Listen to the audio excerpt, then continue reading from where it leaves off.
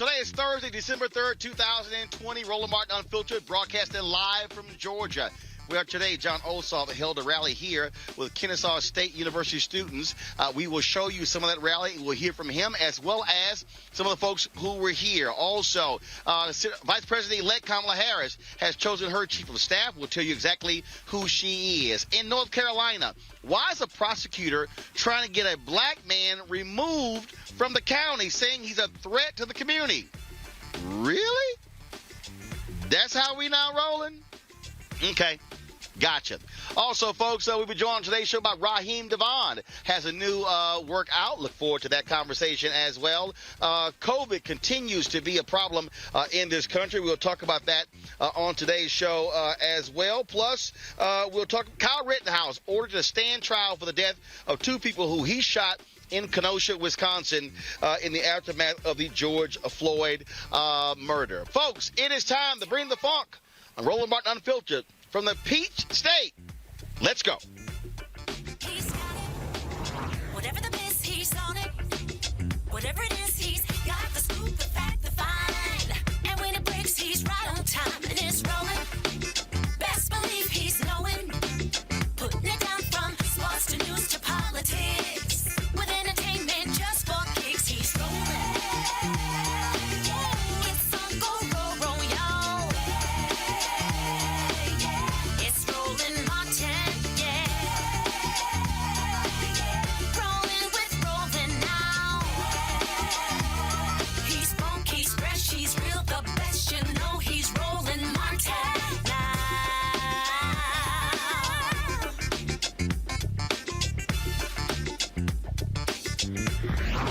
Martin. Stop. Folks, we're here in Georgia where the Senate runoff is in full swing. Monday is the deadline to register to vote in the January 5th runoff. Jon Ossoff faces incumbent David Perdue. Pastor Raphael Warnock faces Senator incumbent Kelly Loeffler. And so it has been a knockdown, drag-out battle already, and it will intensify even more so. We're here at Grace Christian Community Church, where Jon Ossoff held a rally today with some students from Kennesaw State University. It was organized by NAACP leaders on that campus. It was a socially distanced event held here, right here in the parking lot of the church, just right behind us. And during his speech, he talked about motivating young folks to vote and talked about how he was inspired to public service when he worked for Congressman John Lewis. Hey, what's going on, KSU? Can y'all hear me all the way in the back out there? Y'all can hear me out the way out here? You look beautiful. I know we're spread out. I appreciate it. We're taking care of each other. Everyone just take a deep breath. Kind of look around. This is democracy in action. Right now, the eyes of the whole nation are on Georgia. And I've been through it with my team 1,000 ways. And the bottom line is that victory in Georgia comes down to young people in Georgia. And that means that the eyes of the whole nation are on young people in Georgia. That means the eyes of the whole nation are on you. The eyes of the whole nation are on us. And the stakes could not be higher. We're living in the midst of a tragedy, a crisis. More than 250,000 Americans killed by a virus that our leaders told us was no deadlier than the flu. Y'all heard him. Y'all heard Senator Perdue back in the springtime. He said the risk was low. He said the impact on our economy would be little. All the while, he was buying up stock in makers of vaccines and medical equipment, looking after himself, while he opposed relief for ordinary people. That's not right. We're living in the midst of a crisis, and in order to get out of this crisis, we need Joe Biden and Kamala Harris to be able to get things done. We can't let Mitch McConnell do to them what he tried to do to President Obama. And this is bigger than COVID-19, y'all. If you're wondering what you've been feeling in your hearts for these last 4 weeks, maybe for the first time in 4 years. That's called hope. My first exposure to public service, as Daniel said, as a very, very young man working for John Lewis. And John Lewis taught about what he called the beloved community. This is a society where we recognize that racism and violence and poverty, they're not given, they're not necessary, they're foolish. Violence and racism and poverty are a failure of imagination. The only thing that stands in our way is corruption. We can have a clean, beautiful, healthy planet. We can ban plastic waste. We can end the destruction of our climate. We can make historic investments in clean and renewable energy. All of this is up to us. KSU, all of this is up to us. All of this is up to you. All of this is up to Georgia's young people. I don't think that what we're asking for is that complicated. Can we live in a society where every single American has access to affordable housing and health care, education without debt, a living wage? Don't we deserve that as people, as human beings, as Americans?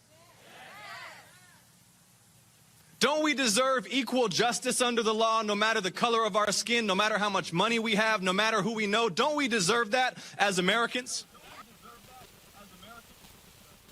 When this rally was over, he chatted with the media and took some questions. Historically, young voters, it's been hard to turn them out, especially in runoff races. What are you doing differently from past Georgia Democratic campaigns to make sure they come out?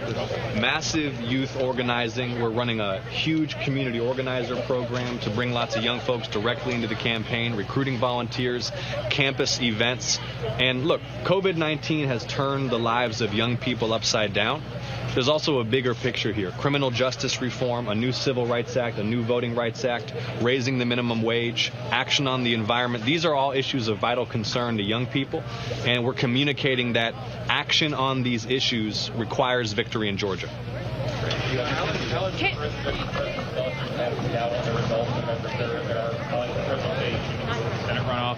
How do you see the Republican resistance to the election results playing out for you? Do you think it's a help to your campaign that Republicans are openly debating whether to vote at all? I see it as an open attack on the voting rights of black Americans in Georgia. Because when Lindsey Graham, for example, calls Georgia's Secretary of State and says, why don't you just throw out some legally cast ballots and throw this state for the president, what he means is, why don't you disenfranchise black voters in Georgia? It cannot stand. The attacks on voting rights are unacceptable, and it's why we need a new Voting Rights Act to secure the franchise for all Americans. Cool. Caroline, go ahead. Mr. Ossoff, you are going to be on the debate stage against an empty podium at this point on Sunday night. How are you preparing for this? Well, I'll be debating on Saturday, and David Perdue is pleading the fifth. He obviously doesn't believe he can defend his gross misconduct. And let me just say this for everybody. David Perdue's defense at this point now amounts to the fact that he was not criminally indicted. The fact that he was not prosecuted by the Department of Justice does not clear him of wrongdoing.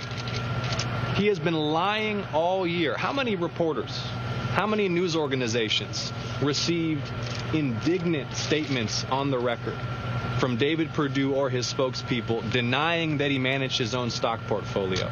It was a federal grand jury subpoenaing banking records that found out he does in fact order trades himself. So he can brag about how he's not been prosecuted criminally for his misconduct. It doesn't make it any less wrong. And the people of Georgia are fed up with his corruption and Kelly Loeffler's. Mr. Jayla, go ahead. Rolling. Can we go to Jayla and then we'll go to Let me get rolling real quick. Then we're gonna, yeah. One of the big issues, Democrats don't typically do well with runoff elections. Are you micro-targeting the areas where there was weak turnout in the general, especially African Americans and young voters, in hitting those cities and trying to get them to turn out? Because that's really going to be the key. This is a turnout race, pure and simple. This is all about energizing grassroots enthusiasm to get out to the polls. And what I said in my remarks, the story in Georgia is very straightforward. You got the young Jewish son of an immigrant running alongside a black preacher who holds Dr. King's pulpit, building a movement for health, jobs, and justice for the people, running against the two most notoriously corrupt members of the U.S. Senate. And it is absolutely about inspiring people out to the polls, defending voting rights for black Americans, and making sure that everybody understands the stakes of this election. Thank you. So there's a Florida attorney that is trying to get people registered to vote in Georgia that don't actually live here. What are some of your thoughts about people that are trying to get that to happen, trying to sway this vote? This election is for Georgia residents only, and I denounce the conduct of that Republican official in Georgia.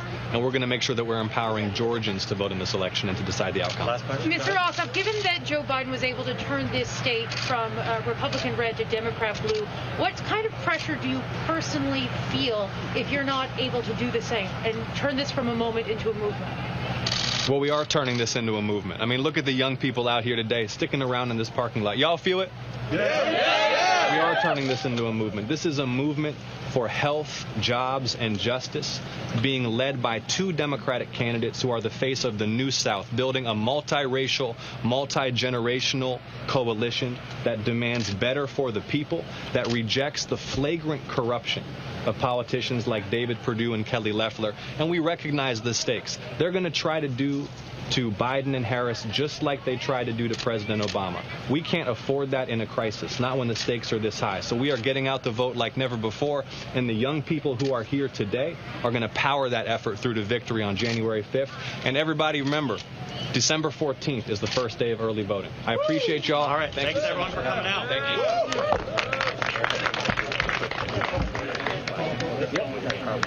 Now, this event was organized by the Kennesaw State University.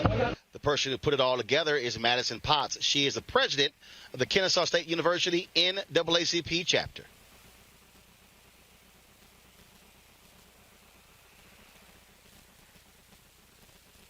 Our vote is our voice, and students have the power. I recognize in this last election that we really turned Georgia blue, and it's important that we use our power and we use our voice, and that we do everything that we can to mobilize, and not just go out and vote, but we bring our friends, that we text, that we phone bank, and that we use our power in every way that we can to be sure that we support candidates that are for our causes. Now, of course, with your capacity in NAACP, that's separate because the NAACP does not endorse candidates. And so as you as an individual who's doing so. And one of the things that that Jon Ossoff was talking about, Raphael Warnock, really trying to get young voters to step out. And there are several different areas in the state where black turnout was not strong. What about that, trying to get to those folks to make them understand why the runoff matters? So in terms of reaching out to black voters and young voters, I think it's important to meet them where they're at. So that's why we're so happy to even be able to be at Grace Community Christian Church today, and to reach out to students and bring them to this location, because it's great to have events out in the city, but we got to meet students where they're at and recognize that and help them to see that there's power in their vote, and help them to see that candidates care about their concerns. All right, Matthew, we appreciate it. Thank you so much. Thanks so much. Actress Lynn Whitfield starred, of course, in Greenleaf on the Lynn Whitfield, First Lady of the church. So it was only fitting that she would be out here to speak on behalf of Jon Ossoff. After she addressed the crowd here, she and I had an opportunity to chat about politics. Lynn Whitfield. Hello, Roland Martin. Now, it's not uncommon for you to be sitting in front of a church, First Lady. But this ain't Greenleaf. This is not Greenleaf. I'm so excited because we're out here, the NAACP and Kennesaw University pulled together this rally of young people, people who have just registered to vote, people who have been in the streets protesting and about to do the greatest protest of all, which is to have their voice heard through the vote. Because these young people are the people who are going to keep everybody honest once we vote them in. And I'm in Georgia, the epicenter of everything right now, for Ossoff and Warnock. And this is a rally. We are, a month out from the next election, and it's very exciting. These kids, your brothers were up there stepping, and the students are out here very excited and very engaged. So I'm very, very happy about where we are right now, but we have so much work to do. Now, for the folks out there who don't know, who don't realize, you are a political junkie. Let me tell y'all something. When I was at CNN, the lady used to be texting me when I was on the air. Roland, say this, say this. I'm like, man, I'm working. What you doing? I don't text you at work. No, but really, though, because Roland, throughout his time, throughout your time, you have spoken for our community clearly. And I had access to you when I was so upset about what they were doing and how they were making Sarah Palin a star. This was in 2008, and you helped me to understand how it works, because I did exactly what you said, you know? So I just want to thank you, and y'all, we all need to thank him, because he is always on the front line no matter what.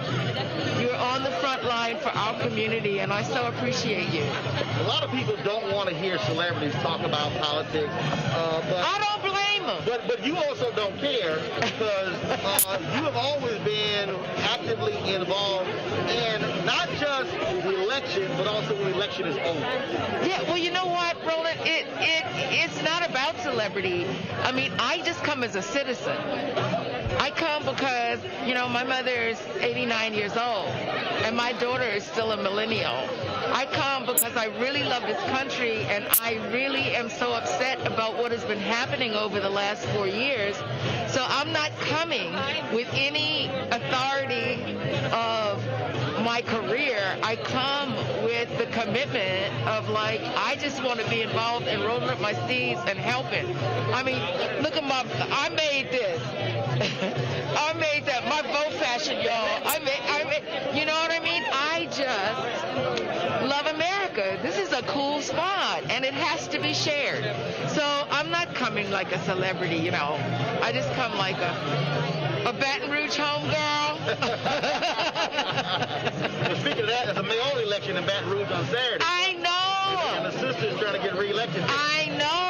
We're sending some stuff down, and we had a campaign event, virtual birthday for her, and they're trying all kinds of shenanigans. I mean, you know, I don't know what they're doing, because she knows I'd be there if she needed me, but we're going to do some more virtual stuff. Okay. Yes. All right, then. Yes. It's always a pleasure chatting with you. It's glad to see you out here standing up on behalf of Jon Ossoff and Raphael Warnock. Yes, indeed. They are great men, and they will be great senators, so I'm excited. All right. Thanks a bunch. All right. Thank you. I can't even. Look, we can do this. Yay. I appreciate it, darling. I appreciate you.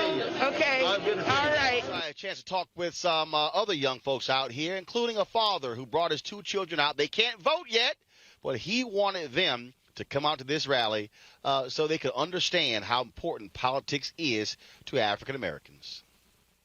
What's your name? Jackson Smith. Jackson Smith? Yes. All right. My daughter Leslie Smith. My son Jackson Smith. All right. So who's eligible voter? Me. Just you? He's coming. He's coming. But you made a point to make sure to bring them out here. That's why I came.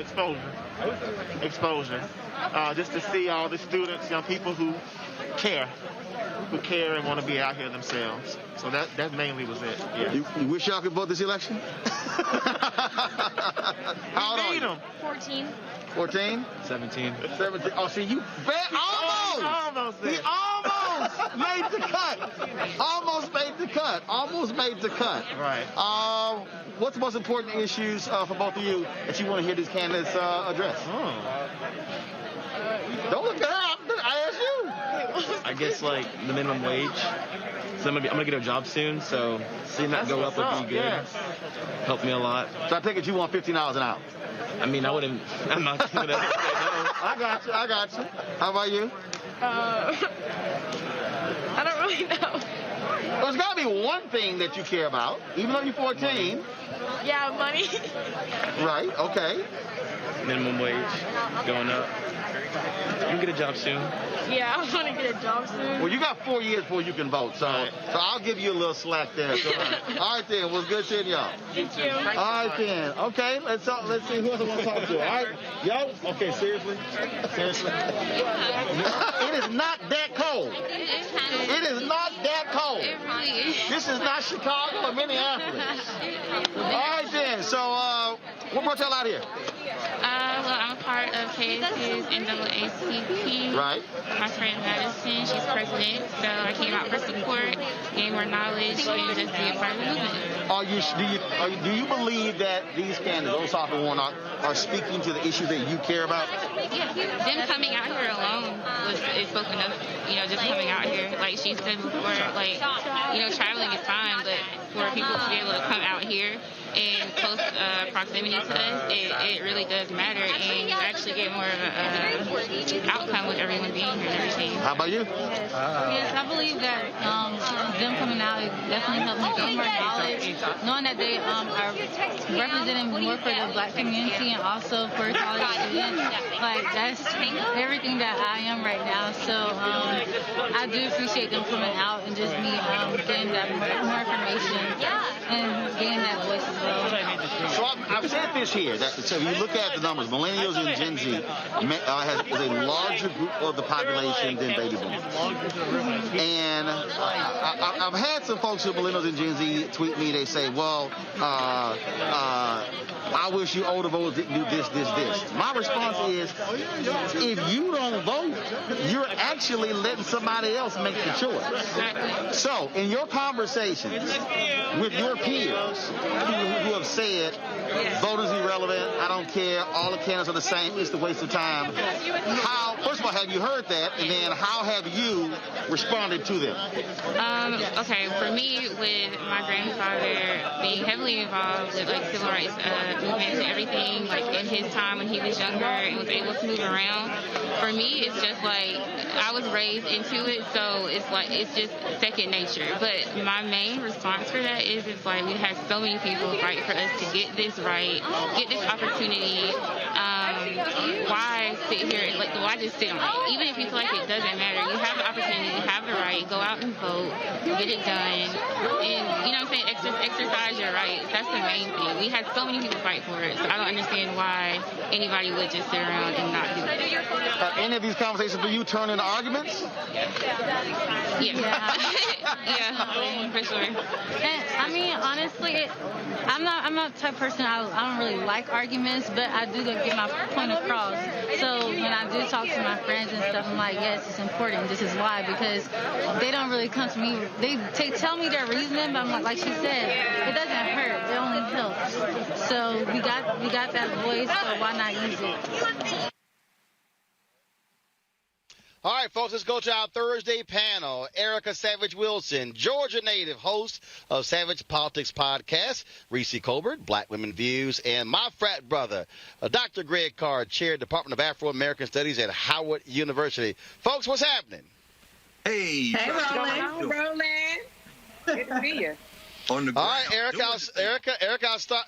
That's right. Well, that's why we're here. Eric, I want to start with you. We're in your native state. Look, Republicans are in disarray. You got some folks saying don't cast votes. Others still, Donald Trump still yelling voter fraud. But the key is going to be turnout. That was the question that I put to Jon Ossoff. Raphael Warnock knows that as well. And there are a lot of black folks, for instance, in the metro Atlanta area. There were 100,000 people who voted for Joe Biden over Donald Trump who skipped the Ossoff race. And so it was important for him to be out here talking to these black students because he really has to connect with black voters. Democrats need both of these seats in order to force a 50-50 tie in the Senate. Vice President-elect Kamala Harris will break that tie. And so it's all going to come down to, can they bring out young people, bring out African Americans to put them over the top? Absolutely, Roland. So glad that you're in the home state of Georgia. You know, one of the things that is critically important as well, you talked about the young turnout, is that the AU Center is right here in the heart of Metro Atlanta, and that some of those students will not be on campus. You have a small percentage of students that will remain on campus, but for those students who need to either cast an absentee ballot or they're going to be voting in person, they need to know how to do that properly. So the ones that will be casting absentee ballots, they need to know that in the third section of that secured ballot, that they absolutely need to make sure that wherever they're going to be homesteading away from school, that they make sure that they put that address in that box. But the only way that they'll be able to know that is that if they have a candidate that's out pushing, letting him know what his platform is, and also advising why it's important for them to get out and either cast that vote by absentee or cast that vote in person. Also, I just want to give a shout out to my hometown of Albany, Georgia, where Jon Ossoff was a few weeks ago. So what he talked about his platform, he's running on health, he's running on justice, and he's running on jobs. That is a message that is very much so needed in Georgia. When you look at Georgia across the United States, had one of the 5th most poor congressional districts within the state.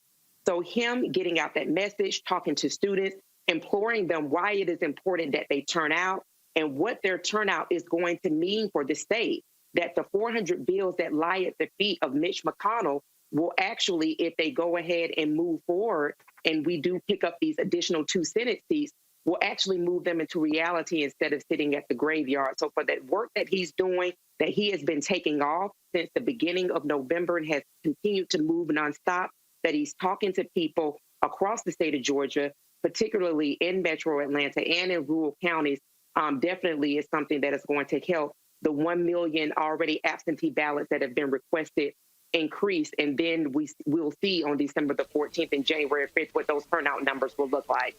Yep. Reese, you saw, of course, Ossoff. He's been hitting David Perdue hard. Perdue has been lying about those stock trades. He has financially benefited from COVID-19. He is refusing to debate Jon Ossoff on Saturday because he got nailed in the last debate. And so he said, what the hell, I'm not even going to do that. And so you're seeing the line of attack. Both Ossoff and Warnock are going after Loeffler and Perdue. Again, for them, trading stocks, making money in the middle of this pandemic when so many Georgians and other Americans have been hurting. Absolutely. I'm loving the brass knuckles tactics between those two. But I think it's also really helpful to them because you have Republicans in Georgia, people like Linwood and Sidney Powell, that are actually doing the work of suppressing or depressing Republican enthusiasm for these 2 particular candidates, saying that they should, not vote until we figure out what's going on with Georgia and the voting and trying to delegitimize the elections, which has the impact of deterring Republican voters more so than it does Democratic voters. And so they're really getting hit by all sides. So I think it's really important to hammer home that message. I don't know how much it necessarily converts voters, but it certainly does have a deterrence impact. And that's something that Republicans have really figured out, is how to deter higher propensity Democratic or even lower propensity Democratic voters through attacks, through personal attacks. So it actually works. So that's really smart. But more importantly, as Erica pointed out, Jon Ossoff is really giving a message that's very clear. It's about jobs. It's about healthcare. It's about justice. And I think that will resonate. And I think that it's important to also emphasize to younger voters that they do play a very important role. The last thing I'll say is I do think that it was really wise of Jon Ossoff to invoke the obstruction that President Obama experienced when he was president. Unlike Twitter, President Obama is exceedingly popular with Black voters, and he's going to be stumping for both Ossoff and Warnock, I think, tomorrow. And so I think it's very important to remind people that this obstruction is not new, and it will continue if they don't deliver those 2 Senate seats to the Democrats so that Madam VP Kamala Harris can be the tiebreaker. That's right. Passenger one, that was a movie, Greg, where they said always bet on black. The reality is black folks are going to play a critical role. And, look, there are some places, Athens, for instance, did not have a strong black turnout. This is where black voters matter. This is where Until Freedom. This is where Fair Fight. So many other groups outside of the campaigns have to be critical to get black folks to turn out. Again, we talked to students here about that. They were making that point as well about what is necessary. At the end of the day, this is all turnout. Look, they're going to spend probably $300 to $400 million on ads. They mean absolutely nothing. You have got to get people out of the house, off of their butts, to the polls. And Stacey Abrams tweeted just a couple of days ago, 900,000, Greg, absentee ballots have already been requested here in Georgia. Yeah, I mean, that's it, Roland. And first of all, thank you for being there. Second of all, thank you for the question you asked, Jon Ossoff, and his answer was exactly what you just said. It's about turnout. Mm-hmm. I have every confidence that the white nationalists in Georgia will turn out in droves. We know that Laura Ingraham will be talking to that criminal Perdue tonight. 1/3 of all the Senate trades in stock over the 6 years he's been in Senate were him. 2,596 trades, up to as many as 20 a day. This insider trader who should be in steel bracelets, but he won't be, because the white nationalists understand one thing about this thing. It has nothing to do with logic. So when Donald Trump shows up there, just like as Reese said, when Woods, who announced that the My Pillow guy and Mr. Ricky Schroeder helped raise money to get Kyle Rittenhouse out of jail, the same Woods who says people don't let them steal this election, when Woods and them were down there in Alpharetta talking, and when Donald Trump comes down there in a couple of days in Valdosta. Understand, these two things are not mutually exclusive, because you're not dealing with logic.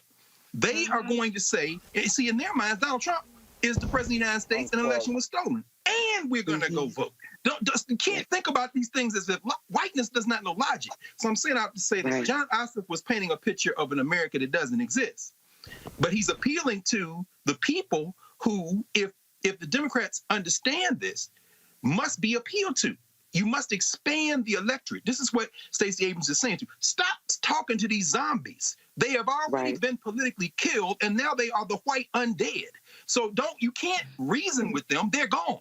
So now you got to go get some of those people like the ones you had in the parking lot. You got to pull in sisters like our sister, third generation HBCU graduate, Howard University, that is, Lynn Whitfield out of Baton Rouge. You got to pull everybody in. Finally, and this is why I'm glad you're there on the ground, Roland, and going to be there for a minute.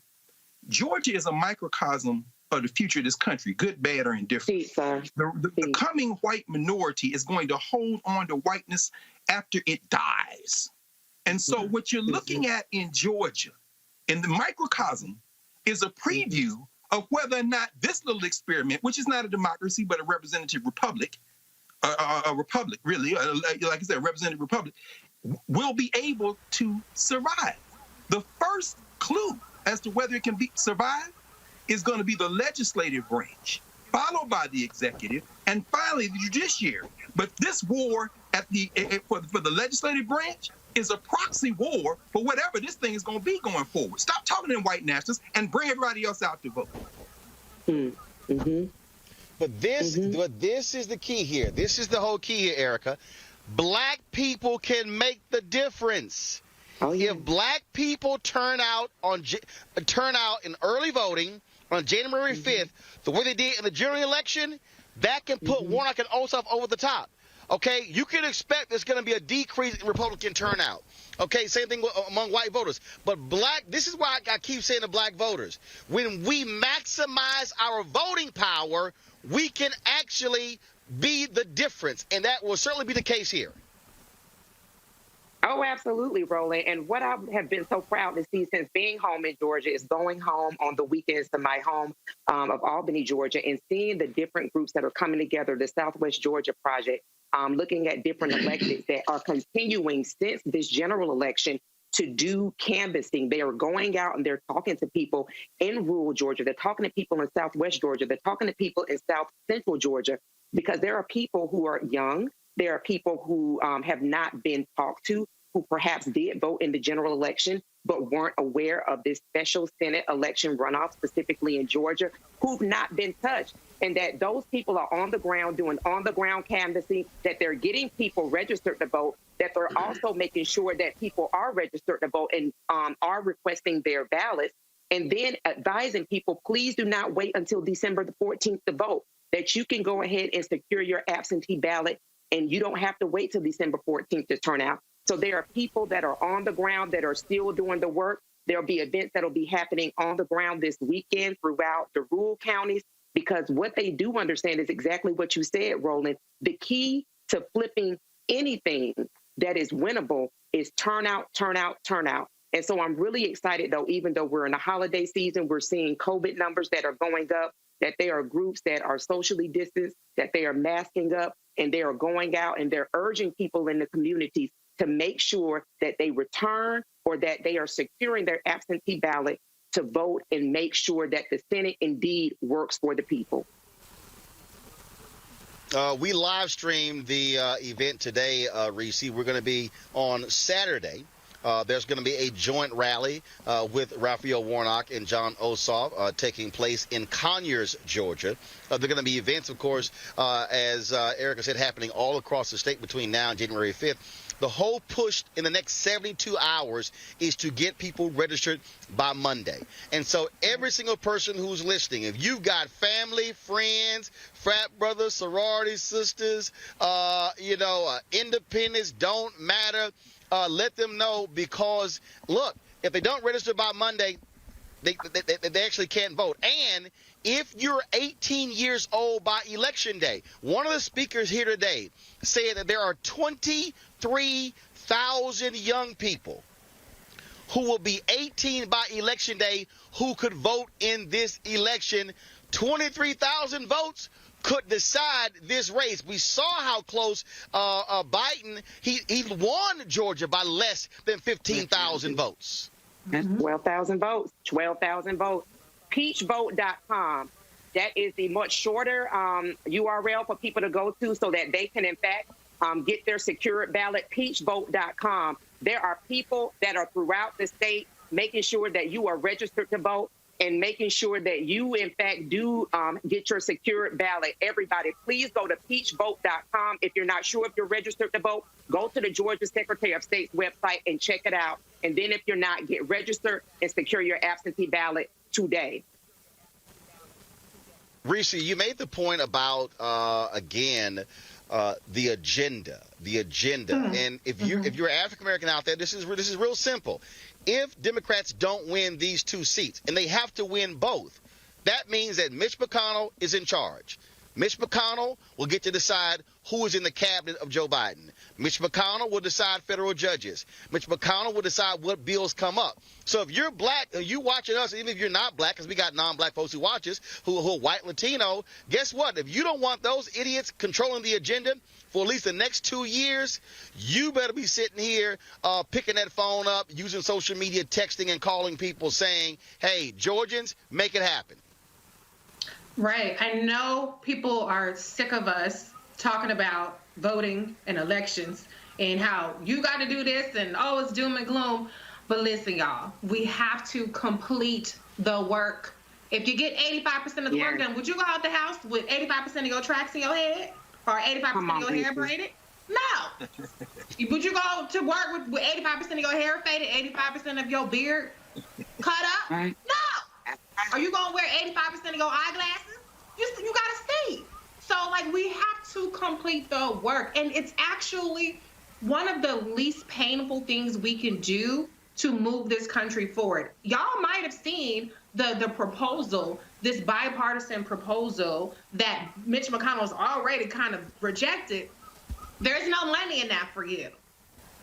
Mm-hmm. If you get those 2 seats, there's money for you specifically, not just money for corporations, not just money for hospitals, which is important, and local governments, but money in your pocket. You will not get a stimulus check if Mitch McConnell is the majority leader. They're talking about $300 for unemployment or $400.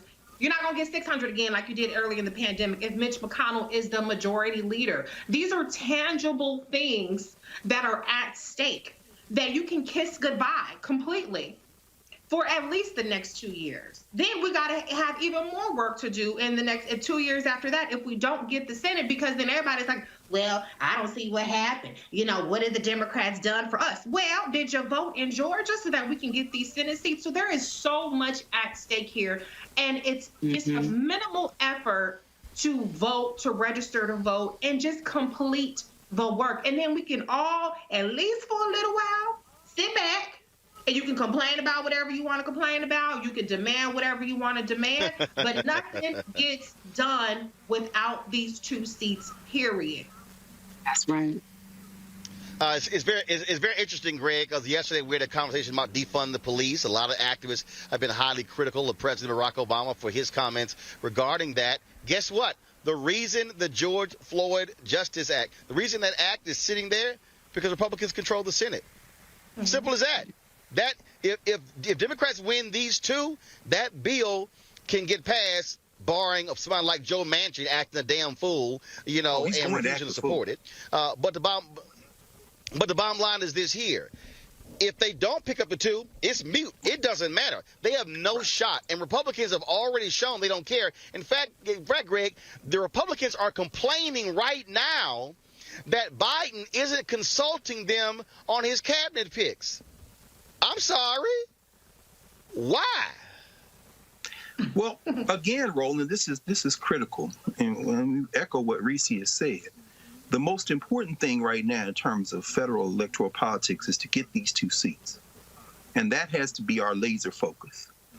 Now, because this is Roland Martin Unfiltered, and our the folks who watch and participate in this movement, this media movement, are astute enough to understand we can talk and chew gum at the same time. We can frame it a little bit in the larger context. So number one, it's all about getting these 2 seats. But let's be very clear. Mitch McConnell has destroyed the United States Senate as we knew it. Oh, no, I shouldn't say that. He has revealed the United States Senate. Donald Trump is just part of a larger thing. What we've seen accelerate is the steady deterioration of white power that has been a steady deterioration since the passage of the Voting Rights Act of 1965. White people in this country, majority of them have not voted for a Democrat since Lyndon Johnson in 1968. So this isn't anything new. What has happened, however, what Trump did was accelerate the inevitable confrontation. This is what the White Nationalist Party has declared, and Mitch McConnell is declaring it. When we are not in complete control of the entire federal apparatus, we will ignore you. You do not exist. This is the fundamental mistake that Barack Obama made. And I understand why he made it. And by the way, we don't need to talk about Barack Obama and his comments on funding or defunding the police. He's irrelevant. He's a politician. He's not a black leader. And we can just set him aside. If we were mature, we would set him aside. Although I will say this, all the smoke he's catching, he's earned every little dreg of it. But that having been said, McConnell's thing is, if we're not in complete control, we will ignore you. So whether it be a labor pick, that could be attacked from the left, but McConnell's like, no, you don't get to pick your own cabinet, whether it be this, as Reese said, this stripped-down CARES Act extension, which he's not going to pass, or whether it be is the looming debt ceiling, which they will not. They're not going to do anything.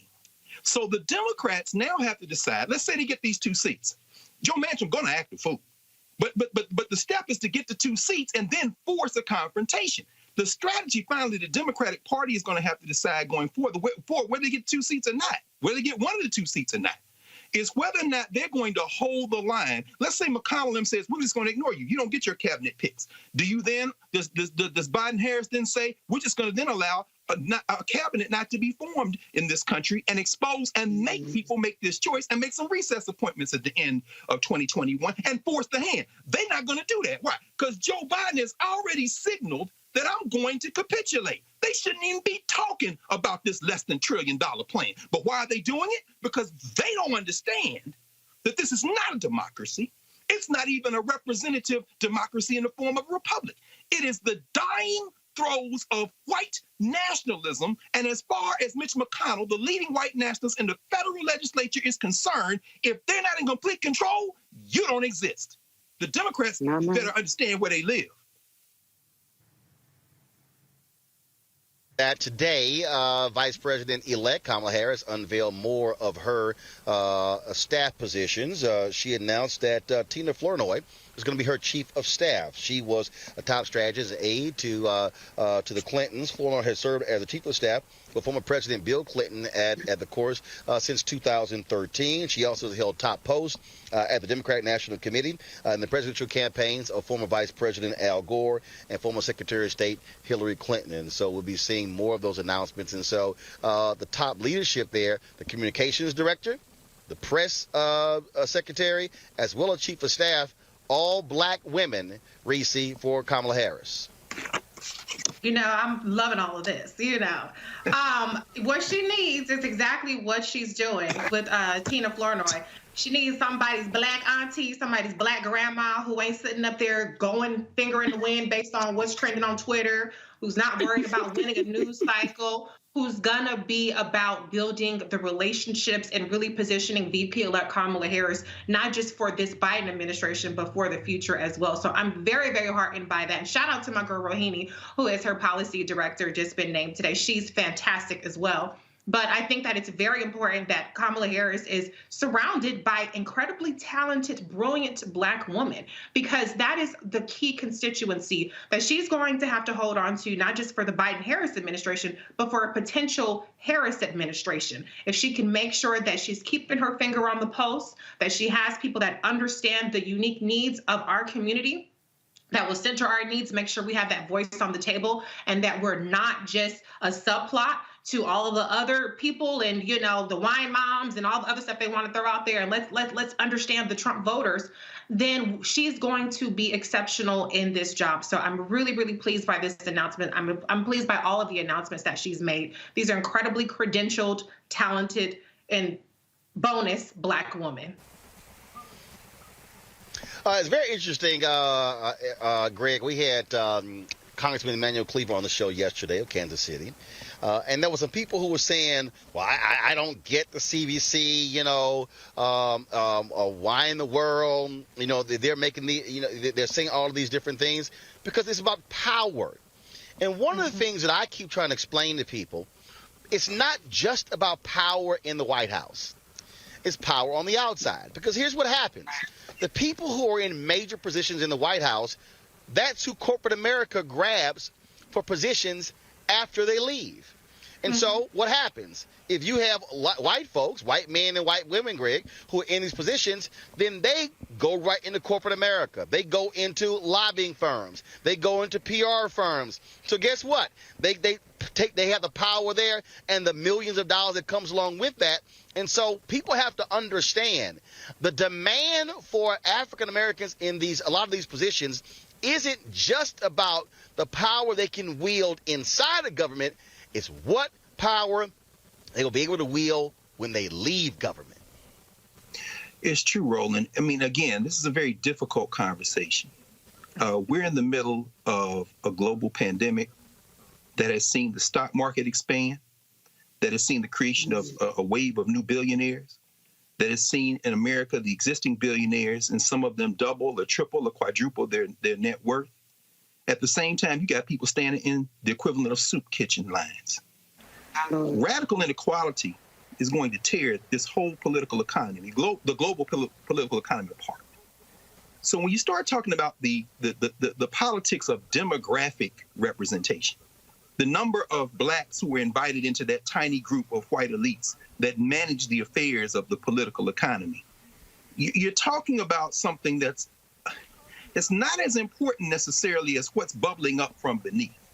So in the case of somebody like Tina Flournoy, of course, overly qualified. She was Bill Clinton's chief of staff for almost 8 years, last 8 years. You know, that she represents basically a signal that we're going to reestablish business as usual in terms of a kind of stable American government. Now, that's not a bad thing, certainly, because you got chaos in there right now. You know, the Israelis taking out Iranian nuclear scientists, and in America, I'm sure Mike and Pompeo knew about it, and you're going to try to start a war on your way out, execute. I mean, so you have to do that. But when you see Nancy McEldowney, she was retired. She served under 6 presidents. What they're signaling is we're going to reestablish business as usual in American diplomacy. That ain't good for Africa. In fact, there's a real criticism to be raised on McEldowney and some of the things the Obama administration did, for example, in North Africa, like Libya and places like that. So there's that going on. But what we're really confronted with at this moment, because we're confronted with a moment when something new is being born, but the old thing hasn't died yet. So these appointments are being pulled from a kind of stock that has been developed, including Rahini, as Reese said, who has been around, a younger generation coming in, but they're coming out of an apparatus that predates Trump. And it comes out of Obama, it comes out of Clinton. In other words, it's kind of returned to the kind of thing that every administration does, with the possible exception of this Trump administration. Why is that necessary to pay attention to? From the bottom up, you've got in the federal legislature now some of those elements of people who don't want to do business as usual, who are now, because the legislative is going to be the first of those three branches that are going to reflect this kind of surge of, y'all got to change something. Status quo ain't doing no good. You know, Janet Yellen and them can be proposed, and then the people out there in Detroit can say, you know what, we're going to withdraw this notion of rolling back these industry standards on emissions because we like Joe Biden and we was going to do whatever the president did because we do a lot of business with the government. These people coming into the federal legislature now like, no, you got to stop this as business as usual. So what did you see today? You saw the House of Representatives, the Democrats, nominate Sean Patrick Mahoney to lead the DCCC and defeated Tony Cardenas, who ostensibly was out of the Hispanic caucus, who's ostensibly representing part of that surge. Why do they put Sean Patrick Mahoney in there finally? Because he represents this failing and failed strategy. Let's go chase these invisible white working class voters, these white nationalists, and if Democrats aren't careful right now, they are going to set it up to lose in 4 years, to lose seats in 2, and to have a much more painful confrontation with the end of white power than would be necessary if we could just simply mobilize new voters and get them in and continue this momentum. But it's going to be very painful if they don't learn that lesson, and it doesn't appear to me that they have. All right, speaking of white power, we're going to go to a break. We come back. A prosecutor in North Carolina, why does he want a black man removed from existing? Because he said he is a threat to the community. We will talk to that brother next on Roland Martin Unfiltered, broadcasting live from Georgia, where we're 72 hours away from the deadline to register to vote in the January 5th runoff. Be sure to get that registration in. We'll be right back.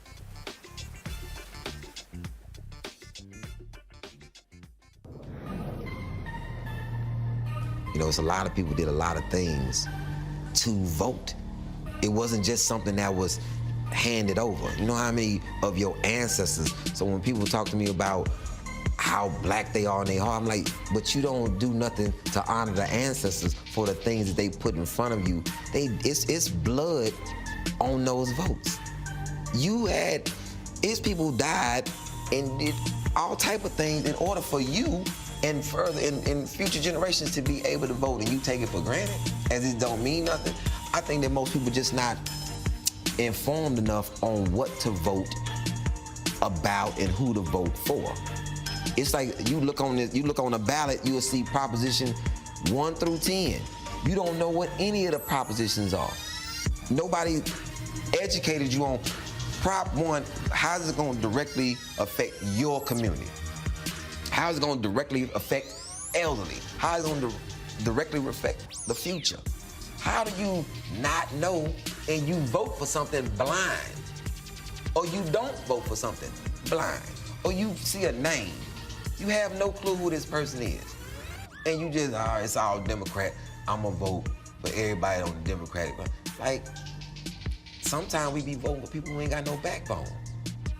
I still think in my mind, who are the people that we voted for, that we put in office, that chose to accept that they couldn't nominate a Supreme Court justice? They accepted that. The Republicans told them they couldn't do it because it's a lame duck president. What you mean? Right. What do you mean? Love your neighbor as yourself. It's a value we all try to live by, but in Washington, it's been forgotten. It's clear our politics are broken. overcome by a selfishness that rewards money and power, leaving far too many of us out of the conversation. I'm Raphael Warnock, and I see you. I see too many communities left behind, too many hard-working people ignored. I'm running for Senate to be your voice. That's why I approve this message. I'm Jon Ossoff, and the path to recovery is clear. First, we listen to medical experts to control this virus. Then we shore up our economy with stronger support for small businesses and tax relief for working families. And it's time for a historic infrastructure plan to get people back to work and invest in our future.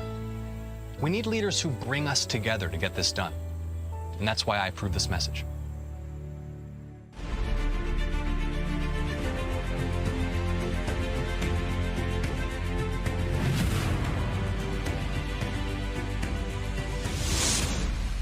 One senator in particular irks me.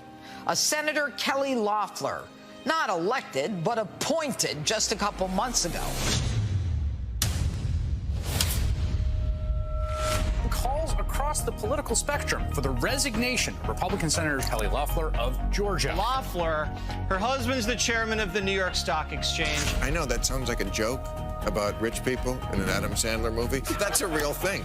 He owns the stock exchange. So they're two regular down-home folks. One of the first things they did after they found out just how bad the coronavirus would be during closed-door Senate briefings was sell a huge amount of stock. You sold over $1 million in stocks in your own personal portfolio before the market went down. They were making a bunch of moves in the stock market to make sure their portfolios were protected instead of making sure you were protected. New congressional disclosures show that Loeffler sold far more stock than we initially knew. $18.7 million in stock trades. While there are those who would dismiss it and say, well, she's worth so much more, I've never met a wealthy person who didn't want more money. Not only did she sell stuff, but then she bought stuff, and one of the items she bought was to help people who have to work at home, software. There's a reason Kelly Loeffler's spending 25 plus or $30 million in this, because she don't want people to know about her past. So she owns part of Atlanta's WNBA team, and there are calls for her to give up that ownership now. Truth is, with Kelly Loeffler, her own ambitions and her own elite friends come first, and the president, the rest of us, come second. Folks, this woman is knee-deep in the swamp, and she just got there. We should have leaders who actually respect the people. If Loeffler knew about these trades, she should leave office. The voters of Georgia had the opportunity to ballot box you out.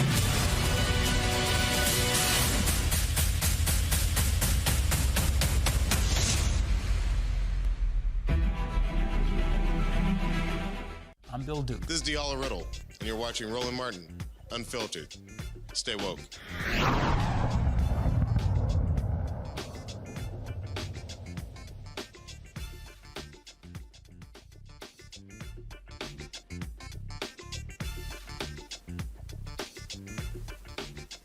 Oh, it must be something to be a threatening black man. Yesterday, a judge in Alamance County, North Carolina, denied a prosecutor's request to bar my next guest from county property.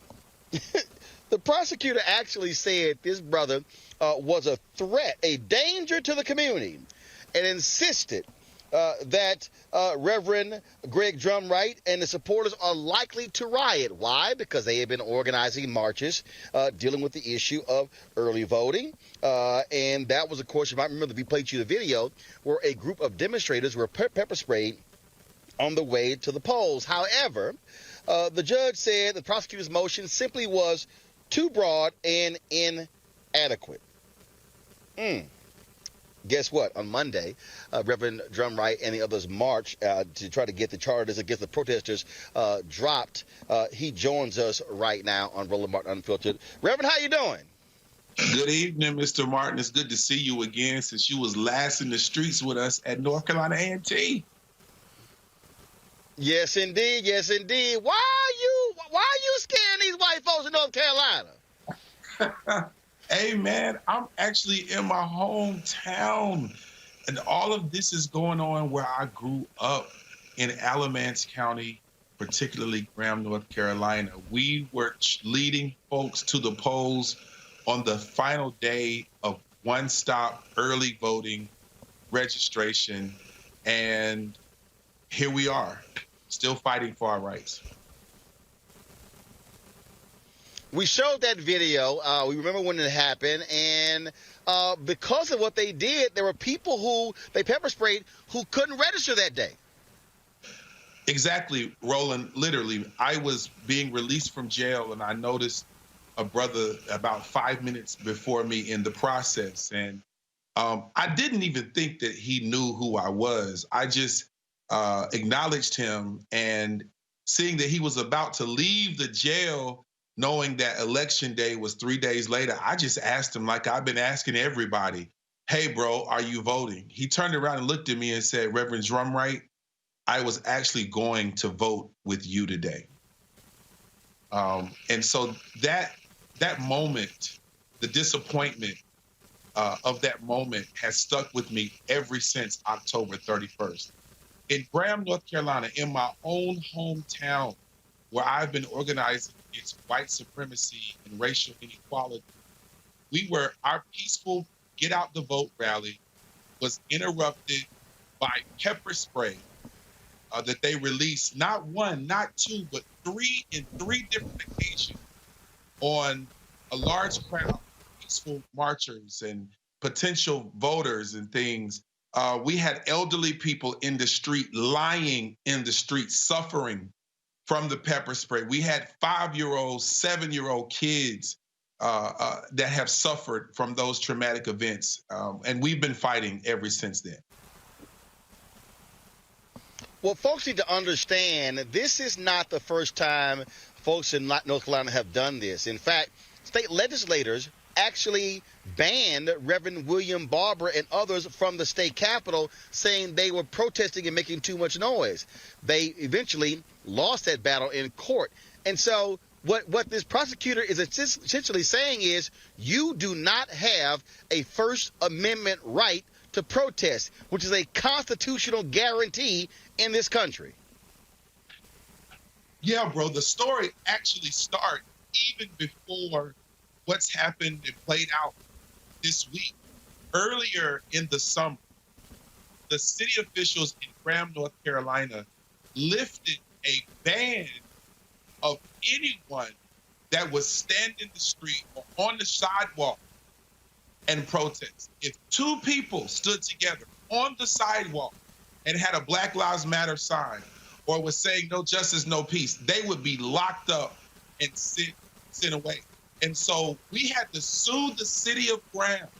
The lawyers committee represented me and the NAACP in the case to sue the city of Graham to get a temporary restraining order on that ban for peaceful protest. So this has been playing out ever since George Floyd's summer has begun. So yesterday, I had to listen to a DA argue on the behalf of the state of North Carolina that I was a danger to the community of Alamance County, and all that we've been doing is peacefully organized protest since June.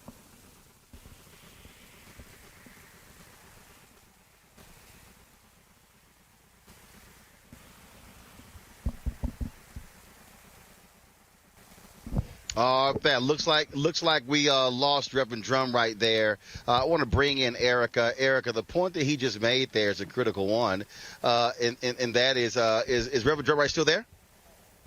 I'm still here. Okay, gotcha. Sorry, we had lost your connection there. I want you to finish. You dipped out there. I want the last question for you: is this the end of this process, or are y'all still battling them over those charters from that march in October? Roland, we are out on bond, but still fighting for our freedom. That is literally my sentiments. I am still facing trumped up felony charges for simply working to lead people to the polls on October 31st. I am literally still fighting those charges. We have more than a dozen people that have been fighting against these charges. We call it the Graham 12, free the Graham 12. I'm literally the new face of what a felon could be in my own home county. And so we need everyone in America that believe in peaceful protests, that believe in fighting for equal rights, that believe in fighting for voter rights, that believe in fighting against voter suppression. This is what voter suppression looks like in 2020. So I encourage you all, get in touch with us on our website, j4tng.org. Justice for the Next Generation, free the Graham 12 in Alameda. All right, then, Reverend. We certainly appreciate it. Thank you so very much. Keep giving them hell there in North Carolina. I appreciate it. Thank you so very much. Erica Savage, I want to go to you. I mean, look, this is what you're seeing and what you're dealing with is what we saw take place in Ferguson when they just came up with rules and, you can't actually stand for a few seconds. That's just what we're dealing with here, Erica. Yeah, we're just seeing it now on a more exacerbated level. And then even thinking about, when we talk about people who are folks of faith, I wanted to ask Reverend Drumright, has he received any support from the white evangelical community? Now, I think we all know the response to that question, but I think that in times like this, you know doggone well, them white evangelicals ain't saying nothing. They still trying to run up the Paula White. However, but there.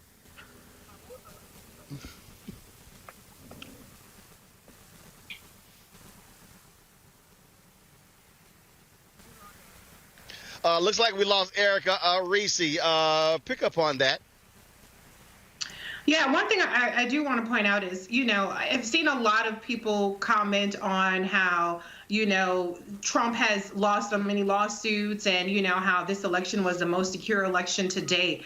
But we cannot ignore the fact that this kind of voter suppression exists and it has tangible consequences for people's real lives. When you're targeting Black pastors or activists for felony charges, whether it's about voting, nonviolent peaceful protests for voting or marches to vote, or whether it's protesting the death of, or the murder, I should say, of Breonna Taylor. So we cannot get complacent. We cannot say, the system is working perfectly fine because, Biden and Harris prevailed and Trump lost his lawsuits and his election challenges. We have to really tackle these kind of voter suppression tactics. And I'm very encouraged by the Lawyers Committee, which is always on top of these kinds of things and their involvement. But, like he said, he's not out of the woods yet, and it's just completely unfair. But, what we also have to understand, I'm sure Dr. Carr will be the first to say this, is that his grievance or his offense was violating the sanctity of white supremacy. And that's what happens when Black people vote. So again, it's not about the system is white supremacy. The system is white nationalism, and they can make up whatever rules they want to. They've shown that repeatedly as they go along to keep us in our place. So our votes are just one way of showing an act of resistance to that system. Now, it's not going to dismantle it. I know, Greg, you're going to say that. Not going to dismantle it. It might hold us off a little bit, but it can help us not be extreme white nationalism, maybe a little bit less extreme. Okay, is that okay, Dr. Carr? Did I get that right? I'm with you. I'm with you. That's right. But the thing, right?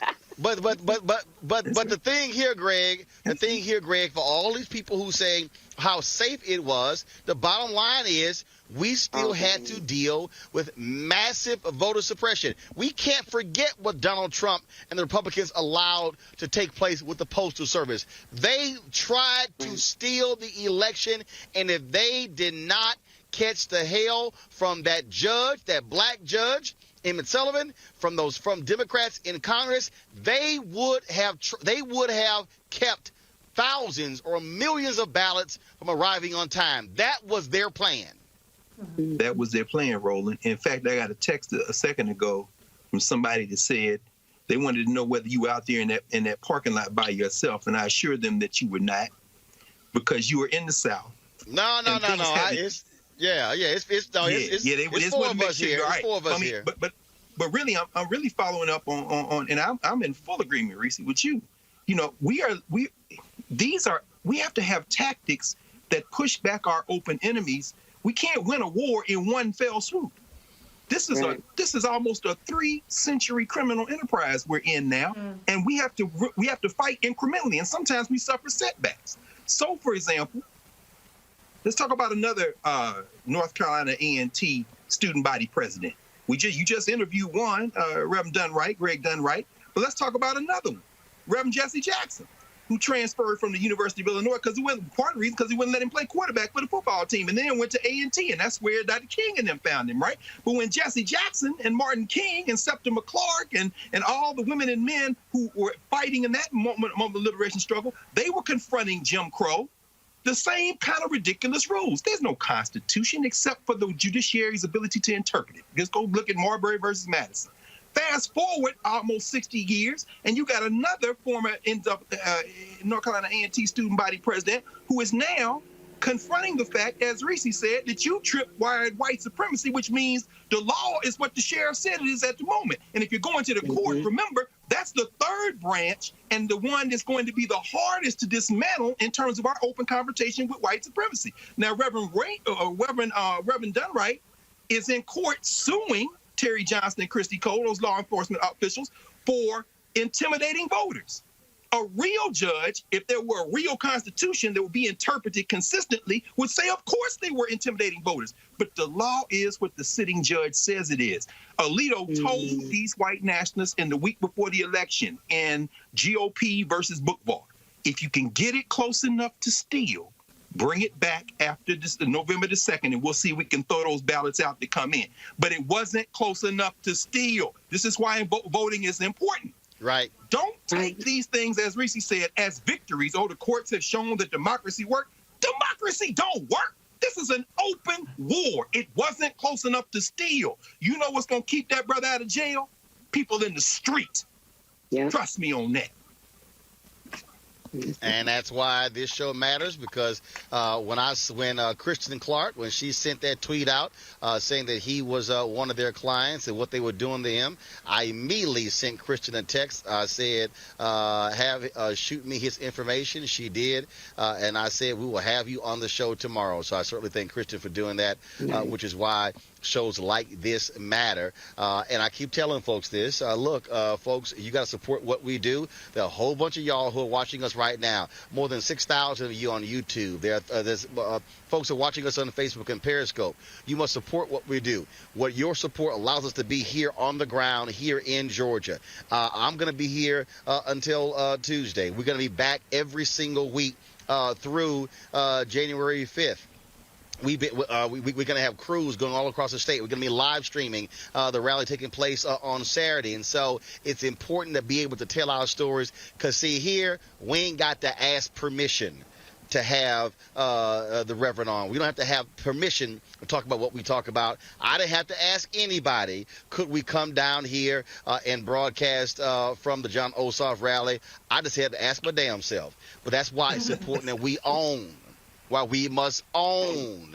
And again, I know black folks, look, black folks, we get excited when somebody got a new TV show or somebody got a new radio show. But the question is, do they own it? Because if they don't own it, that means they can be replaced. They can be canceled. So support us what we do, folks. Go to our Cash App, $RM Unfiltered. Go to paypal.me/R Martin Unfiltered. Venmo.com/RM Unfiltered. You can also support us via Zelle at Roland@RolandSMartin.com. You can send a money order to New Vision Media, NU Vision Media, Inc., 1625 K Street Northwest, Suite 400, Washington, D.C., 2006. And if you're watching us on Facebook and YouTube, you can actually sign up right there. You can do memberships right there online as well. Every dollar you give goes to support this show and what we do. Coming up next, Raheem Devon is in the house talking about his new project and also the kind of activism that he is involved with.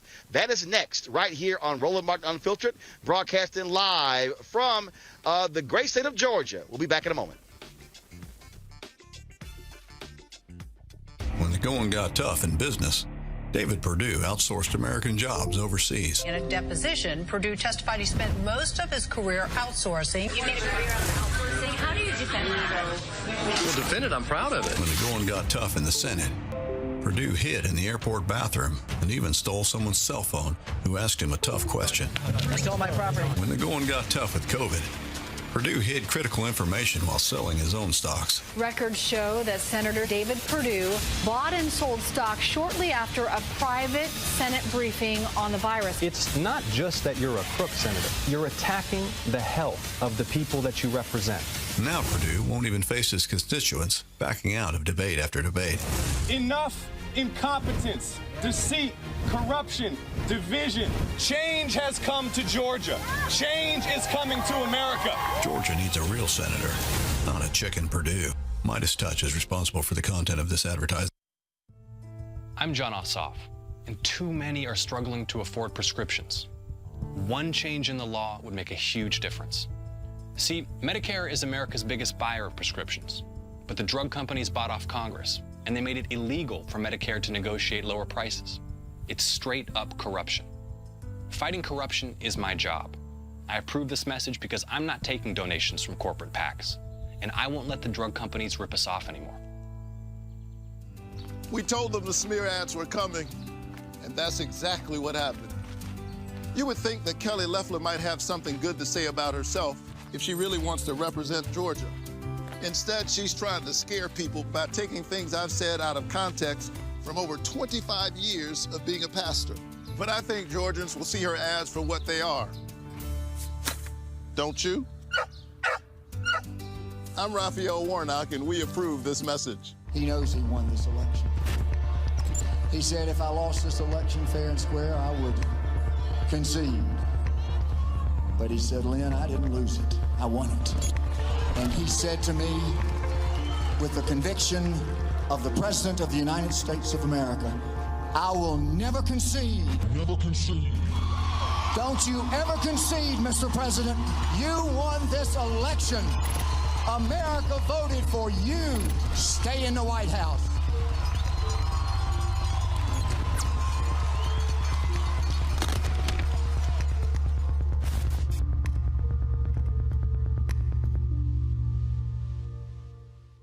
Donald, listen. Just listen. You know what's coming. You had to know. We were getting ready. Your legacy? For a big celebration.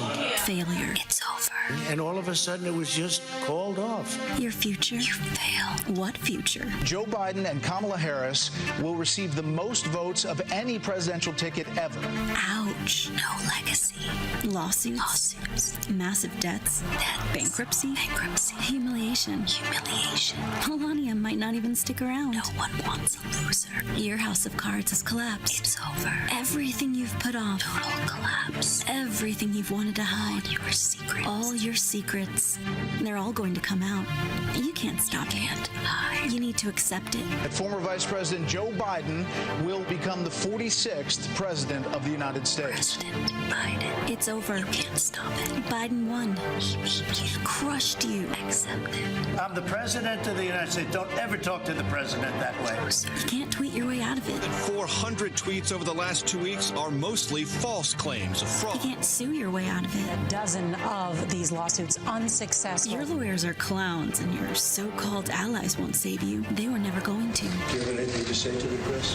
They won't save you. There's just one thing you could do to help yourself now.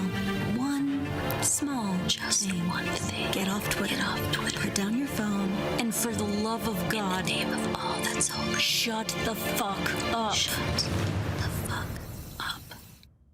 I'm Chrisette Michelle. Hi, I'm Chaley Rose, and you're watching Roland Martin Unfiltered.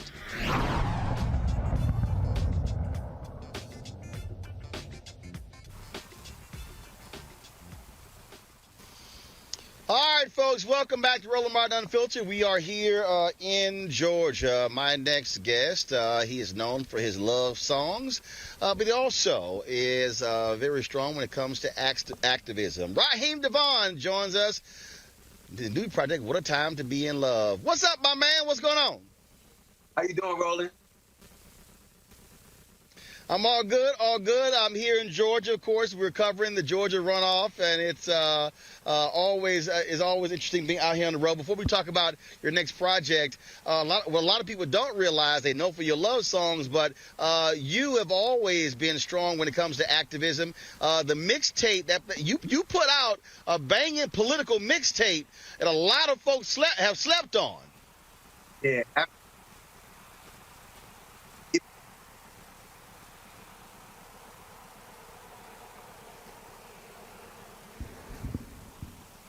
Look like we're having some audio issues with Raheem, so let me know when we are straight with that. Let me just do this here. So y'all let me know when we have that done. I'm going to go ahead and I'll do this Kyle Rittenhouse story. Folks, a judge has ordered 17-year-old Kyle Rittenhouse to stand trial in the fatal shooting that killed 2 men and injured another in Kenosha, Wisconsin during a protest there.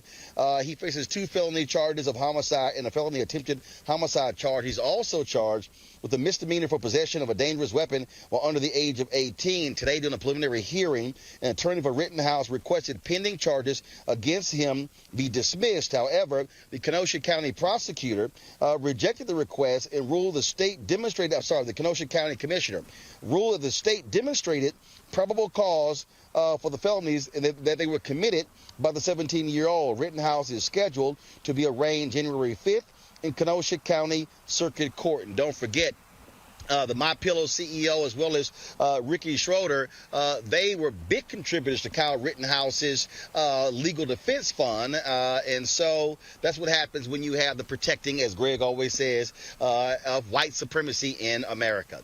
All right, folks, we got Raheem Devon back. All right, Raheem, can you hear me?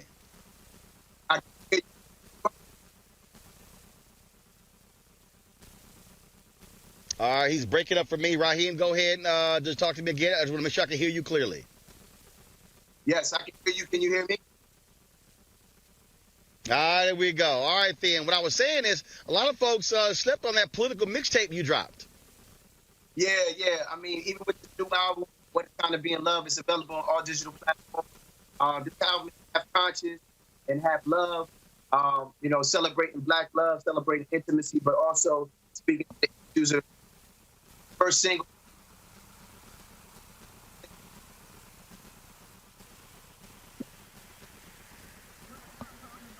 Okay, folks, we're having some big problems here with Raheem's video, and so we want to go ahead and get that thing squared away. So let's just go ahead and do this here. Y'all know what time it is.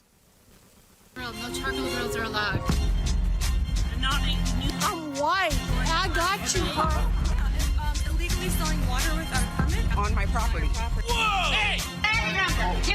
You don't live here. I'm uncomfortable.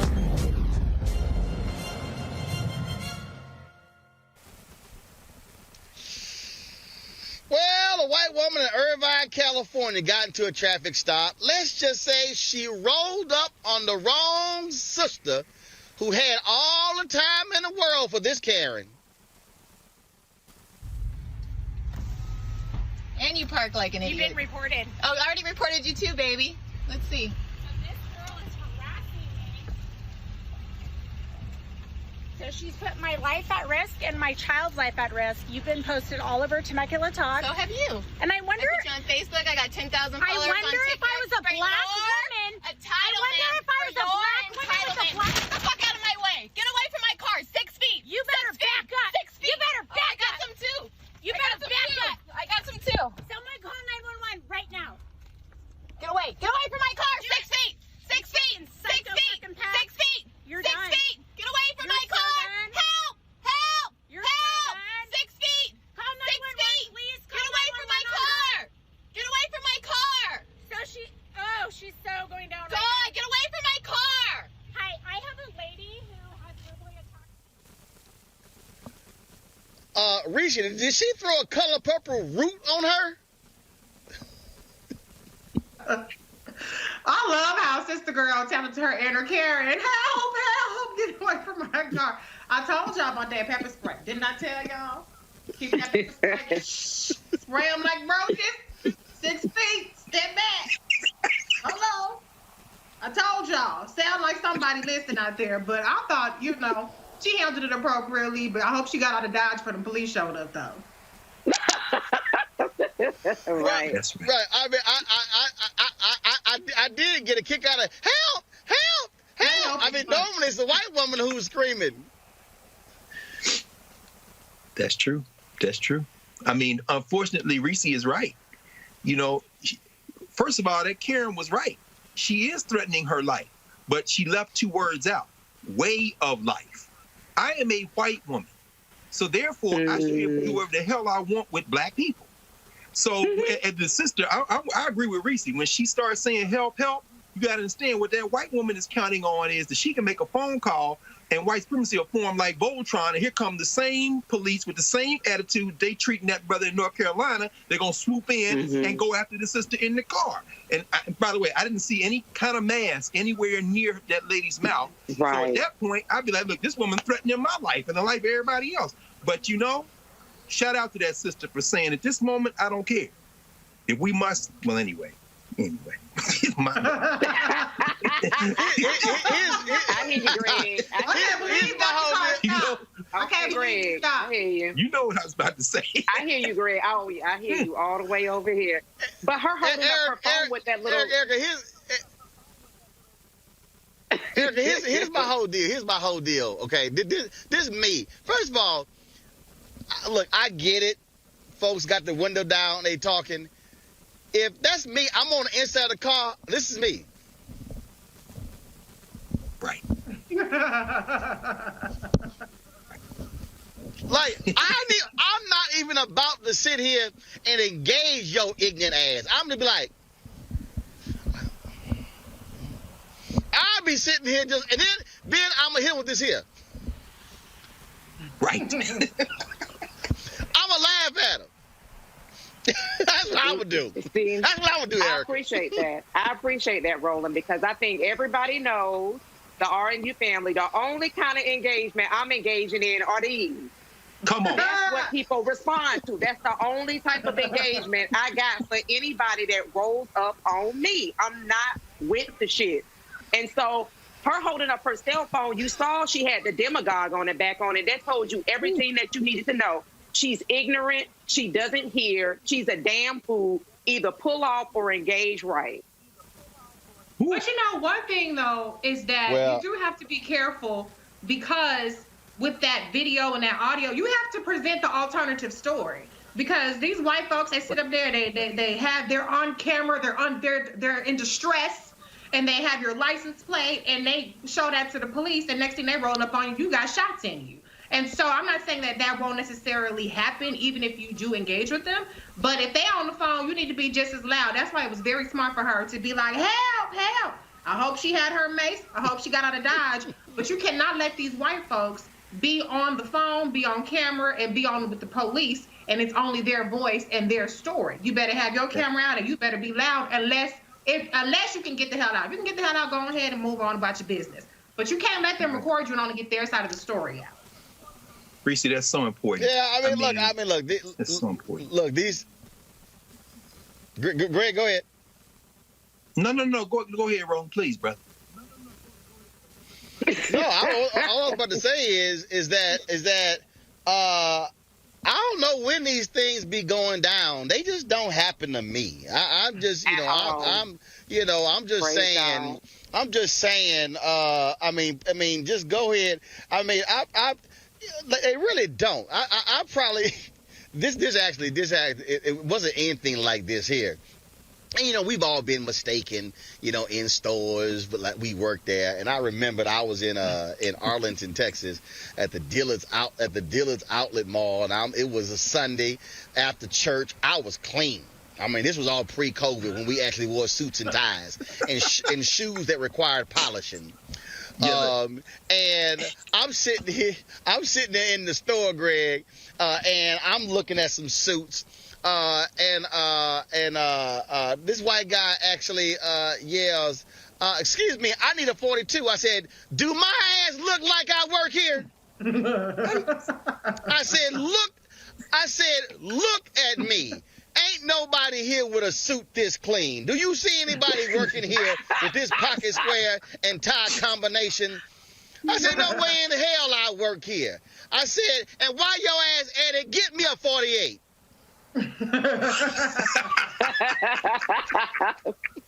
But see, Ron, I mean, this is the thing, though, right, brother? And that's why they text me and ask me, were you out there in that parking lot by yourself? And Reese said again, at any split-second moment, it can all go terribly wrong. And we're laughing in this moment because, you know, as James Baldwin said, I mean, to be black in America is to be in a constant state of rage. But part of that, underneath that rage is a sense of sorrow. But for the African in the West, underneath that sorrow is a sense of hope and joy. So that's why our comedians often become the ones who become prophetic for us. We can laugh about this because we've been there. And we also know, like Erica said, at any moment, it could go wrong. I mean, you know, this woman, Catherine Bryant Donham, still walks to earth in Mississippi. Emmett Till, 14 years old, is in there trying to get some candy or coke. He lied on it. Next thing you know, the boy at the bottom of the Tallahatchie River. And I mean, Philando Castile, you had his mother on this show. He videotaped his own death with the child in the car. So, as you know, at a split second, in that moment, you said, get me a 48. This ain't get you no 48 N-word. And at that moment, you might say, I'm going to ignore you, or you might decide in that moment to channel the spirit of our sister Erica and throw them bows. And at the end of the day, we have to decide in that very moment, which is why I said that Claude McKay thing, if we must die, let us nobly die. But for the black person in this country, it can go from laughter to life-threatening in a split second. And that's something any white person, ally, open enemy, will never be able to understand in their soul. That's why people texting me asking, are you all right out there in the dark, brother? Because there's an alchemy afoot in this country. And it can go from laughter to memorial. Oh, yeah. In a split second. Yeah. No, no doubt, which is one of the reasons why when we had this conversation. First of all, y'all, give me a status of Raheem Devon. We still having problems? Okay, all right, so here's the deal. We're going to reschedule Raheem Devon. Since I got y'all, I'm going to spend the last 8 minutes with this because I'm picking up on this here. This is where also this whole defund the police conversation comes from. When we talk about mental illness, what happens? We did a story just the other day. Black woman calls the cops. Guess what? Her brother ends up dead. And what you're now dealing with, and this is the deal, for white people, the reason they look at the police differently, the police for them are saviors. And even though you got black folks, and I like last night I was debating Scott, and he was like, well, black folks want the police too. No. Black folks want to be safe just like white folks want to be safe, but black folks don't want to end up dead when we call the cops to protect us. Right. And that's the whole deal. This is about shifting resources away from, again, the mass policing and outfitting them with military gear and saying, no, learn to de-escalate, learn to have mental health professionals, because we are the ones who end up dying when they arrive on the scene because our mere blackness, Reese, scares the heck out of them, so they are automatically, oh my goodness, the black people, I'm automatically tense, hand on gun, when we simply want to be just like white folks, is called to protect and serve. Right. And I think that, I understand the slugfest over how to phrase it and this, that, and the other. I've said repeatedly for months now, I don't care what you want to call it or how you want to rephrase it. I'm interested in the substance and the policy at hand. And I think that's something that President Obama did articulate about having mental health services, for instance, rather than police responding to certain things.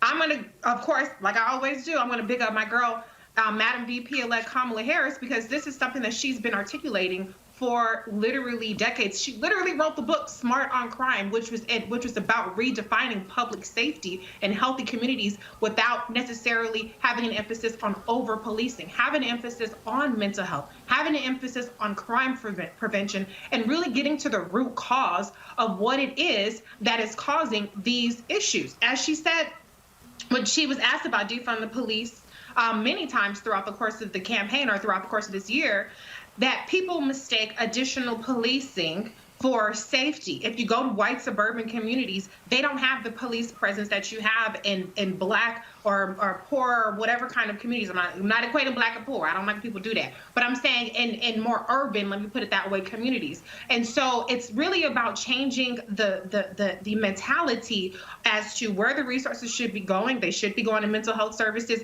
Mayor London Breed in San Francisco is piloting that sort of thing right now with her initiatives. So there is work that's being done, but I really want us to move beyond these litmus tests and, well, unless you're using the words that I want to use, I don't want to hear anything you have to say, and really move into the substantive policy things, because I don't actually think there's a lot of disagreement, at least on the Democratic side, about the policy prescriptions in terms of, like you said, mental health, in terms of crime prevention and things of that nature. But the thing here, Erica, when I was talking about, again, when these incidents happen, when we show these Karens, again, when we even call the cops, we've got to be very leery. I think back to the case out of Illinois, where the brother was a bouncer, and he took down a guy involved, had a gun. The cops ended up killing the brother, and the other cop was yelling, "Hey, he's one of us." All he saw was black man, gun. Gotta be the person who's the criminal. Right, Roland, and I don't even believe it's fear. I just believe that it is really the way we have constantly always been criminalized. So black people are always criminalized. So the best way to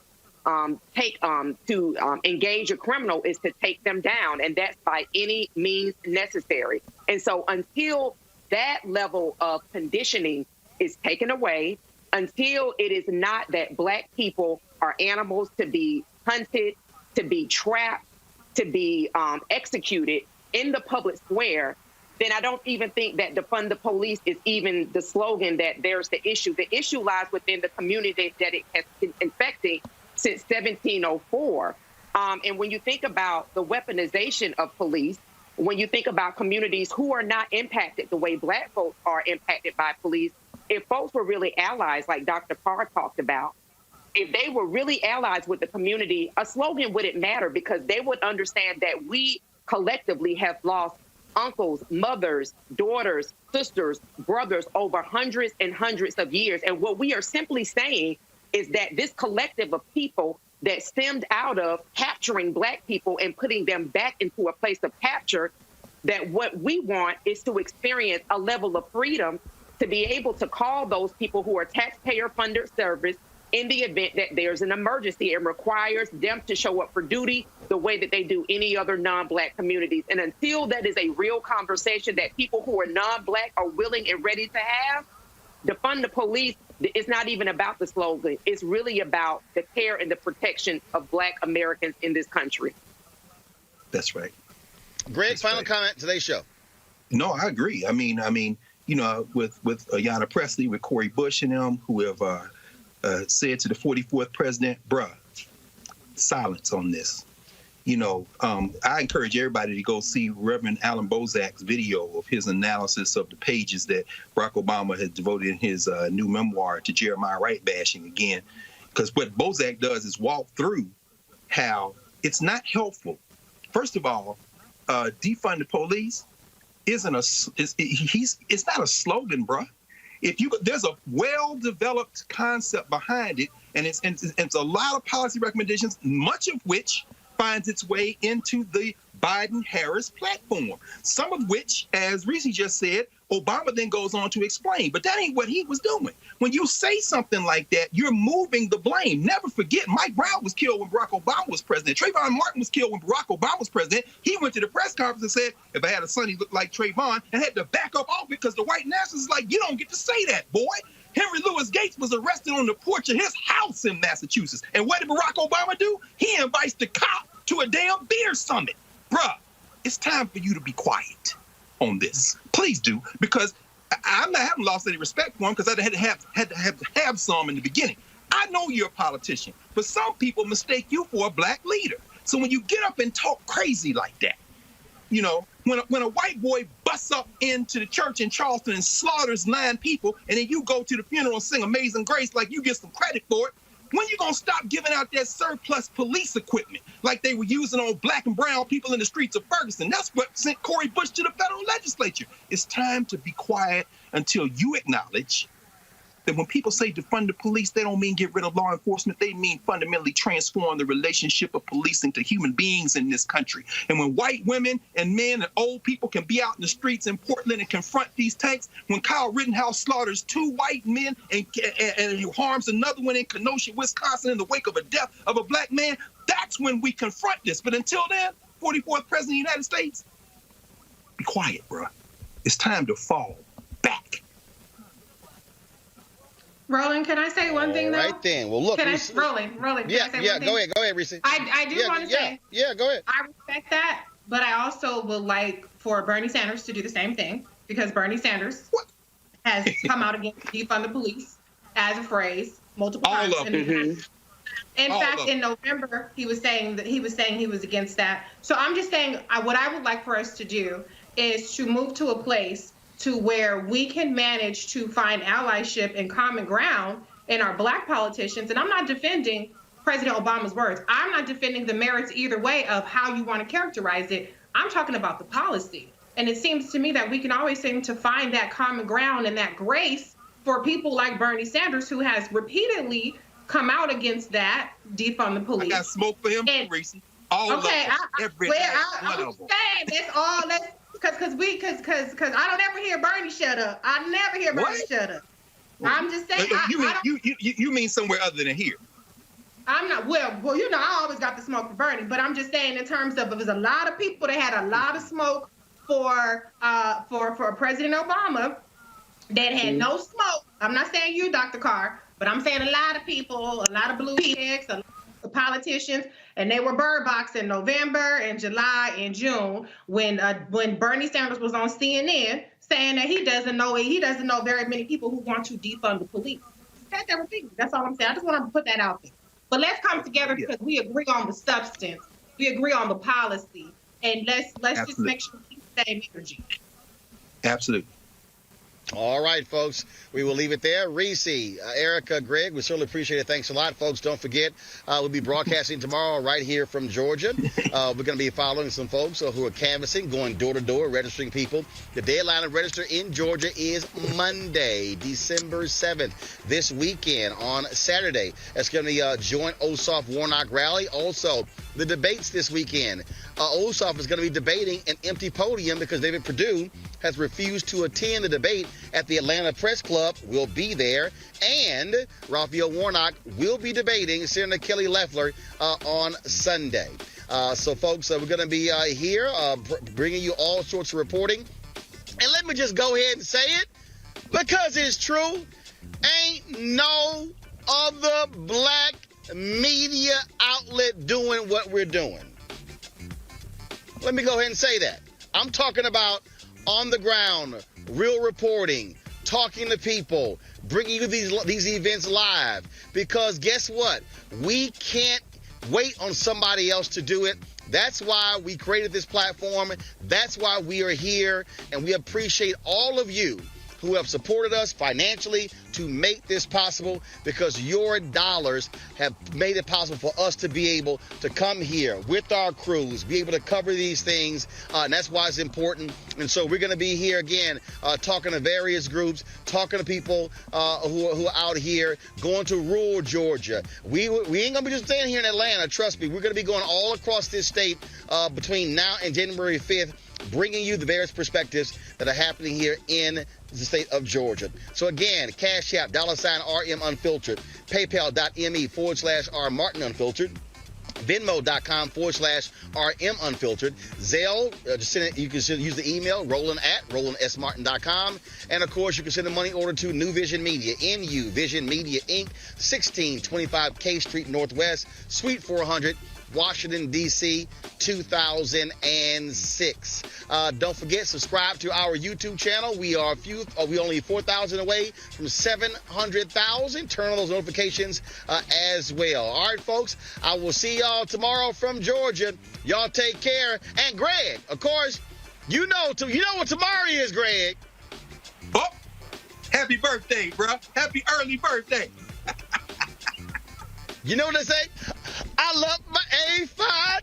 I love my A5. See, I don't want to hurt nobody's feelings. See, I know these little cute little Omegas and Sigmas and Kappas and Iotas out there, but I don't want to hurt somebody their had feelings. to go first, bro. All I gotta say, Greg, to all the rest of y'all out there, I'm gonna leave y'all with this one slogan, and I think Greg, being the chair of the Department of Afro-American Studies at Howard University, will appreciate this. The one chant we always had, we said, we party all night, we stay up late, but most of all, alphas graduate. Graduate. Everybody can't say that. Can't say that, Everybody can't say that. All right, folks, I'll see y'all later. We gotta go. Holla!